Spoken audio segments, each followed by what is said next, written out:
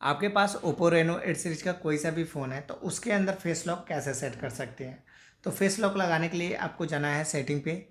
Setting पे जाने के बाद नीचे की साइड जाना है और यहाँ पर आपको दिख जाएगा सिक्योरिटी एंड प्राइवेसी, इस पर आपको चले जाना है। तो यहाँ पर आपको दिख जाएगा डिवाइस अनलॉक, इस पर आप टैप करेंगे तो यहाँ पर आपको आ जाएगा फेस एंड फिंगरप्रिंट अनलॉक, इस पर आपको जाना है। फेस का ऑप्शन आएगा, इस पर आपको टैप कर लेना है। टैप करने से पहले आपका स्क्रीन लॉक पासवर्ड पूछा जाएगा, तो जो आपने स्क्रीन लॉक पासवर्ड लगा रखा होगा इसको आपको डालना होता है। ऐसे डाल दोगे यहाँ से आपका हो जाएगा। तो यहाँ पर आपका कंटिन्यू का ऑप्शन आएगा, इस पर आप टैप करेंगे तो यहाँ पर आपको अपने फेस को बीचों बीच लाना होता है, जस्ट लाइक कि ऐसे। यहाँ पे आप देख रहे होंगे, रीट्राई करते हैं